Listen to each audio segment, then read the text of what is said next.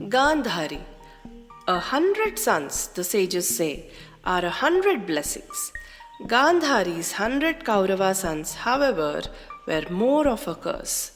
Did they become evil by some divine plan, or was it because she was proudly blind to their faults? Helpless as they heaped dishonor on the family, she was furious with Lord Krishna for abetting in her son's eventual slaughter. Unfortunately, her grief was overpowering and threatened to wreak further havoc. Now let's get into the details of the story Gandhari, a mother blinded by love. Gandhari was the daughter of King Subala of Gandhara, now called Afghanistan. She was clever and beautiful, but her best qualities were her love of God and of truth. King Subala loved his daughter dearly. May truth and faith guide you throughout your life. Though Gandhari was very young, she did such rigorous fasting and penance that one day Lord Shiva appeared before her. I am pleased with your devotion. You will have 100 sons. Some time later, a proposal of marriage, O king, has come for the princess. Marriage for my little Gandhari? Not so soon, surely. Well, who is it from? From the Kuru, Bhishma of Hastinapura. He wants the hand of our princess for the young king Dhritarashtra. Dhritarashtra, but is he not blind? Unfortunately, he is.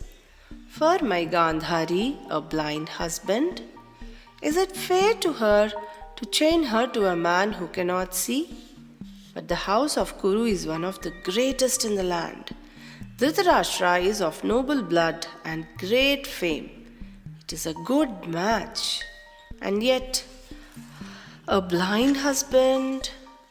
After a great deal of hesitation, my mind is made up. Send word to Bhishma that the proposal is accepted. When Gandhari was told of her father's decision, the man who will be my husband has never known light. He cannot see the birds, the flowers, and nature's beautiful colors. Why then should I have what he has been denied? To prove her love and respect for her future husband, Gandhari tied a silk scarf round her eyes. Need you do this, my child, and live in constant darkness? Since a woman shares her husband's lot in life and in death, should she not share his blindness too, father? She never removed the scarf for the rest of her life. Soon it was time for Gandhari to leave for her husband's house. You have been the light of your father's house. Bring brightness to your new home too. Gandhari's brother Shakuni escorted her. Bhishma received them on their arrival at Hastinapura. The bride, blindfolded? What is this? She has done this to share Dhritarashtra's blindness. I can see that Gandhari is no ordinary woman. Gandhari and Dhritarashtra were married. Bhishma and Dhritarashtra's brothers Pandu and Vidura were present at the wedding. Gandhari was the ideal wife and queen. One day, sage Vyasa, who was a frequent visitor, came to the palace. How tired and hungry I am. Is that you, Maharshi? Please sit down. I'll have some food brought in for you. Ah, that was delicious. Gandhari, you are all that a woman should be. For your care of me today, I grant you 100 sons. Some time later, you must eat well and look after yourself properly, my queen. The sons you are expecting will then be strong and healthy. I have never felt so fit in my life. My sons shall grow up to be good, strong, and wise. Many months passed, but what has gone wrong? The queen should have given birth to her sons long ago. I feel very worried. One day, my queen, I bring good news. Your sister-in-law Kunti, King Pandu's wife, has given birth to a boy. He is to be named Yudhishthira. Oh, lucky Kunti, you are in the forest, but you are a happy mother. Here in the palace, though, I have every luxury. I lack the one thing that would make me happy: motherhood. Finally, only one child was born to Gandhari. Please tell me, is he healthy? Who does he look like? May I hold him? We thank you, O Lord, for bestowing on us an heir to Kuru throne. But it was a strange child. It was lifeless, and it had neither shape nor features. Why is no one speaking? Is something wrong? Bhishma, my uncle, Vidura, my brother, tell us, what is it? When Bhishma told them, Gandhari was grief-stricken. O God, how can this be? Have both Lord Shiva and sage Vyasa made me hollow promises? Sage Vyasa came at once when he heard the news. Console yourself, Gandhari. You shall have 100 sons. That which I have granted in a boon cannot come to nothing. Bring some cool water. Vyasa sprinkled some water on the lifeless child. Get 100 jars of ghee ready. 100 sons. But how nice it would be to have a daughter too. Vyasa read Gandhari's mind and smiled. You yearn for a daughter as well. All right then, you can have that wish granted too. Bring me another jar. The lifeless child split into 101 parts, and Vyasa put one part into each of the jars of ghee. Open these jars after 2 years, and you shall have your heart's desire. Gandhari waited patiently for 2 years. Tomorrow I can open the jars. How excited I am! The Kuru elders assembled the next day to watch sage Vyasa's miracle take place. My first son, the one I shall love the most. So were born the Kaurava princes and their sister. He shall be called Duryodhana. Suddenly, the child Duryodhana was braying like an ass. Oh, what is it? What is that sound? Everyone was stunned. After a shocked silence, Vidura spoke. My brother, I am sorry to say this, but the child's cry is a very bad omen. A bad omen? I can't believe it. What can we do? Vidura was silent for a moment. Then, we will have to abandon the child. Or, no, don't say that. Not when he was born so auspiciously through the grace of sage Vyasa. I know how you feel, brother, but later you will repent. This child will destroy us all. How can you say that of such a small baby? An individual may have to be cast off for the sake of the family, and a family for the sake of the village. A village may be abandoned for the sake of the country, and the earth itself abandoned for the sake of the soul. I cannot do it, Vidura. I shall not. Do not weep, Gandhari. Your son shall not be taken from you. The king decided to keep his son in spite of Vidura's warning, but the strange birth cry of her son haunted Gandhari. I am filled with dread for the future. The Kaurava princes grew up. Gandhari showered love on them. Some time later, Dhritarashtra's brother Pandu passed away in the forest. His widow Kunti returned to the palace with her 5 sons, Yudhishthira, Arjuna, Bhima, Nakula and Sahadeva. Welcome, dear Kunti. You must treat this as your own home. These are my sons, Gandhari. Give them your blessing. You are like a second mother to us. Give us your blessings, mother. Live long, my children, and be happy. I have 100 sons. Kunti has only 5, but how noble and brave they seem. Gandhari and Kunti loved and respected each other like sisters. But between their children there grew a great and flaming hostility. Gradually, it became clear that Vidura's fears concerning Duryodhana were well founded. Duryodhana tried to poison and drown Bhima, who, however, escaped. But Gandhari refused to believe it. Lies, all lies. My son Duryodhana would not do such a thing to Bhima or anyone else. As the cousins grew up, their hatred increased with the passing years. Things came to a head when Yudhishthira was crowned heir apparent. Everyone agreed that Yudhishthira had a right to the title because his father Pandu had conquered most of the kingdom. Only the Kaurava brothers thought differently. How powerful they have grown, Shakuni, those beggars from the forest. Shouldn't you do something, Duryodhana, before they become more so? Encouraged by Shakuni, Duryodhana tried to burn the Pandavas in a house of lac. But the Pandavas escaped. Later they married Draupadi, the Panchala princess. Dhritarashtra bestowed half his kingdom upon Yudhishthira. The Pandavas built a new capital which they called Indraprastha. Gandhari tried to dismiss the evil deeds of her sons, but her heart was in turmoil. Is my son capable of such treachery? What should I believe? But a day came when the truth had to be faced. In a game of dice, Duryodhana and Shakuni stripped the Pandava brothers of their wealth, their kingdom, their wife Draupadi. You have lost. Now you are my slaves.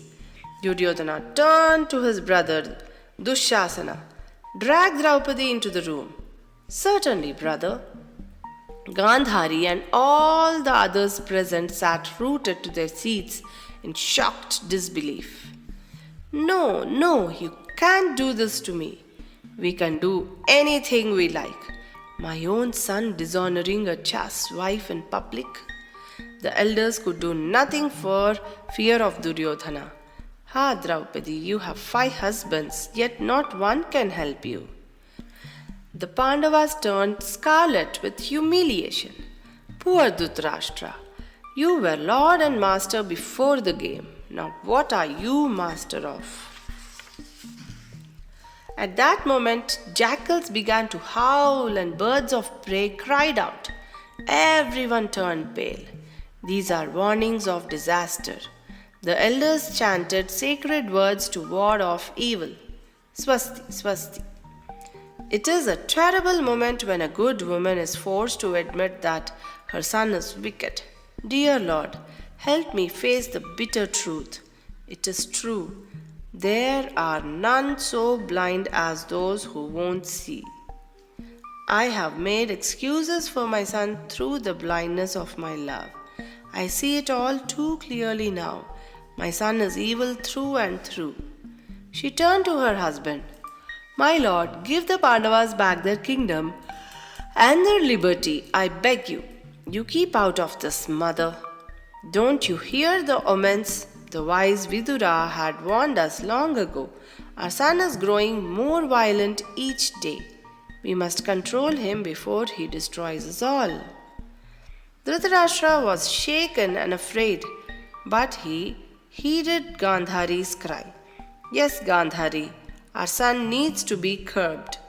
Draupadi, you have been wronged. Ask for a boon. My lord, restore the kingdom to my husbands. It shall be done. Return to Indraprastha in peace. When the Pandavas left with Draupadi, Duryodhana was furious. Father, what have you done? To give their kingdom back to the Pandavas is to let snakes crawl on our backs to sting us fatally one day. Call them back. We will play another game. The weak Dhritarashtra gave in. The Pandavas were asked to return. The losers will go into exile for 13 years. Agreed? Agreed. Again the Pandavas lost. Yudhishthira, you have lost in fair game. Now show your much praised goodness and go. Draupadi, you must now follow your pauper husbands into exile. But why not choose one from among us instead and enjoy the comforts of the palace? The Pandavas could bear their taunts no longer. Duryodhana, the rift between us is too deep. Shall I be back in 13 years, and then we shall have our revenge. Arjuna's words put the final seal on the destiny of the Kauravas. Those words keep ringing in my ears. There can be no amends now. How low you have stooped, my son. Kunti remained in the palace. The ways of fate are strange, Kunti. Do not grieve. We will take care of you. Finally, 13 years passed. When it became clear that Duryodhana would not restore their kingdom, the Pandavas prepared for battle. The Pandava army is said to be formidable. Lord Krishna is on their side too, and he is God incarnate. I am afraid for you, my sons. Dhritarashtra and Gandhari tried to reason with Duryodhana. My son, you know the might of the Pandavas. Why don't you call off the battle? There is still time. I refuse to do that, father. Our army is equally strong. We will defeat the Pandavas. If Krishna is on their side, there can be no doubt where victory will lie. Bow to Krishna and seek refuge in him. Father, even if that divine being destroys the world, I will not seek refuge in him. Gandhari burst out in sudden anger. Evil one, your heart is full of violence. Your father's words will be remembered when Bhima kills you one day. Even Krishna tried to reason with Duryodhana. Don't let future generations call you the destroyer of your race. Give the noble Pandavas their kingdom. Krishna, you have always praised the Pandavas, but have you ever spoken on my behalf? Never. Is not half a kingdom large enough to live happily in? Now good can come of war, my son. Mother, you don't understand these things, so please don't interfere. As the day of the battle drew nearer, my son, you have a blessing. May victory lie on the sides of the righteous. Gandhari blessed her son with these words every day. Duryodhana knew that Gandhari's words always came true. I will say only this: may victory lie on the side of the righteous. One fateful day, the battle began at Kurukshetra.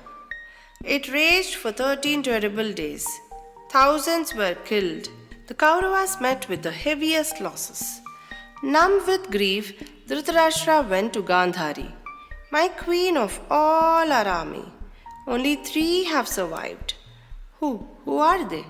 Our sons are not among the survivors, my queen. 100 sons are not even single alive. No, my queen. The bereaved couple, now no longer king and queen, left Hastinapura. Forgive the Pandavas, they did what they had to do. If a curse rises to your lips, hold it back. Anger benefits no one. The sage's wife's words claimed Gandhari a little. Krishna came with the Pandavas and Draupadi to meet Gandhari and Dhritarashtra. Dejected even in their victory and afraid to face Gandhari, they stood humbly before her.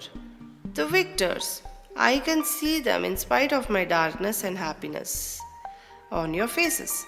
The streets are full of weeping women. Your famous war has caused Aryavarta. Are these not great and happy events? The Pandavas said nothing. Bhima, I had 100 sons. You killed them all. You did not spare even one. Could you not have left just one crutch for this poor blind couple? Just one. Mother, forgive me, but you know how much your sons had wronged us? Knowing he was right, Gandhari turned away from him. Where is the king? Yudhishthira came forward, trembling. Mother, if you curse me now, I shall not blame you. Gandhari's mind was in torment. The righteous side has won as I myself predicted. My sons deserve their fate. Yet I, their mother, the mother now of 100 dead sons, burn with grief and rage. I must shake this anger off somehow. As Yudhishthira bent down to touch her feet, Gandhari's glance fell on his toe. Yudhishthira's neat and well-shaped toenail turned blue and sore at Gandhari's flaming glance. At this, the others became anxiously alert, but Gandhari's wrath had left her now. Take heart, my child, you have lost all your 5 sons too. What is done. She is magnificent. She consoles us in her own misery. They remounted their chariots and left for the battlefield to mourn the dead and perform the last rites. They reached the scene of devastation. Though Gandhari had the cloth over her eyes, everything was visible to her through her spiritual vision. See Krishna, see the sights around you, see the women weeping and running about, looking for their dead menfolk.